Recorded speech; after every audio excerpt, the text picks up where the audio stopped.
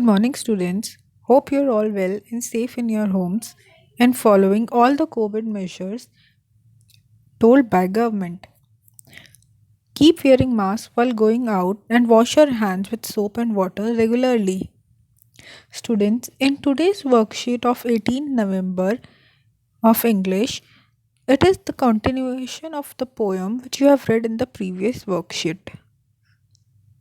पिछली वर्कशीट जो आपको मंडे को दी गई थी उसमें भी ये पोएम ज्योग्राफी लेसन के कुछ स्टैंजास आपको दिए गए थे.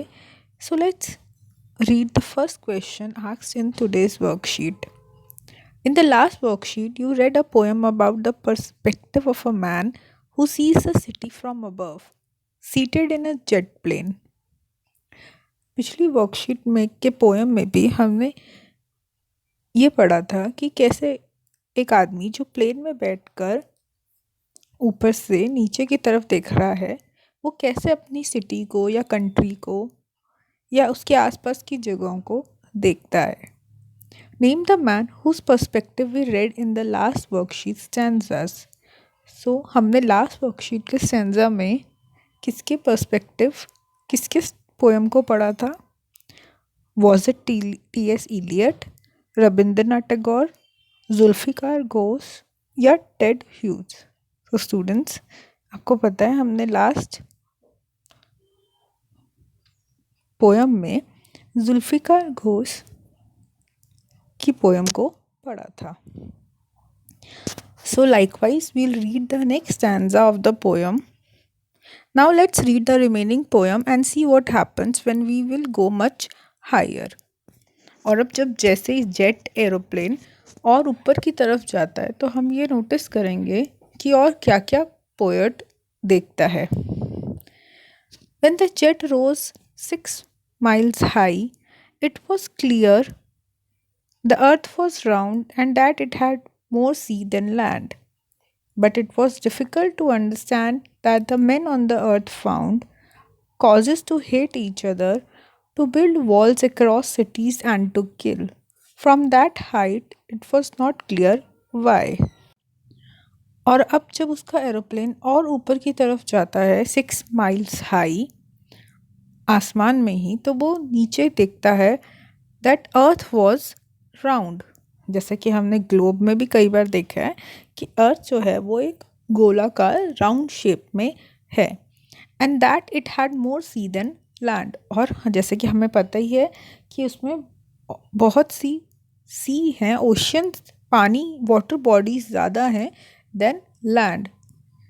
But it was difficult to understand that the men on the earth found causes to hate each other.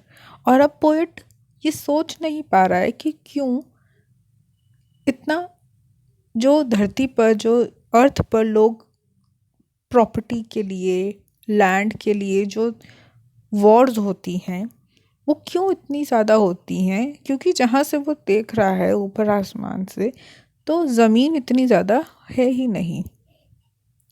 To build walls across cities and to kill. और हमारी मदर अर्थ पे walls बनाना चाहते हैं और एक दूसरे के साथ वॉर में लड़के एक दूसरे को मारना चाहते हैं. जैसे कि स्टूडेंट्स, आपने भी देखा है कि अभी भी न्यूज़ में कई जगह पर हमको पता चलता है कि यहाँ पर वॉर हुई और इतने सारे लोग मारे गए. तो पोएट ये नहीं समझ पा रहा है कि क्यों इतना डिफ़िकल्ट है कि वो सब लोग इकट्ठे मिलकर नहीं रह सकते, आपस में मिलजुल कर नहीं रह सकते. From that height it was not clear why. और इतनी हाइट से वो ये नहीं देख पा रहा है कि क्यों ऐसा लोग करते हैं. So I hope you have enjoyed this poem and learned from it also that there is no need for war.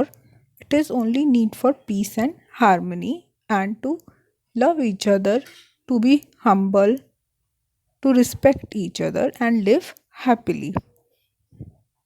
So now let's see the questions asked. What was the height that the jet attained? अब jet की कितनी height? So in the first line it is already written that the jet rose 6 miles. So the correct answer will be 6 miles. Next, does the poet learn about the earth? Poet ने क्या learn किया earth के बारे में? That the earth was round, that the earth had boundaries, that the earth had no land, that the earth has entirely made of water. तो उसने poem में given है कि उसने ढूंढा the earth was round. What is a threat to the logic of geography?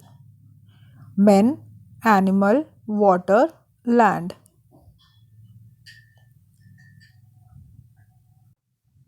So who's the threat? Who hate each other?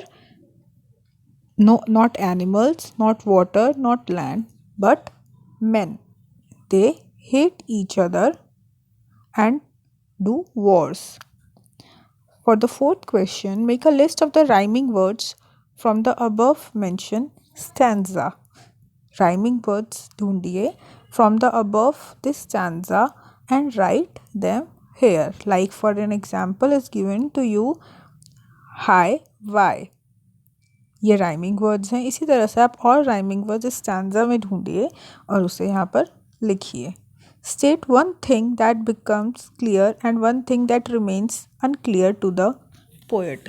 और इस पूरी पोएम में जो आपने पढ़ी उसमें पोएट को क्या क्लियर चीज़ नज़र आती है और क्या रिमेन्स अनक्लियर और क्या उसे नहीं समझ में आता towards the end of the poem भी, वो आपको यहाँ पर आंसर लिखना है.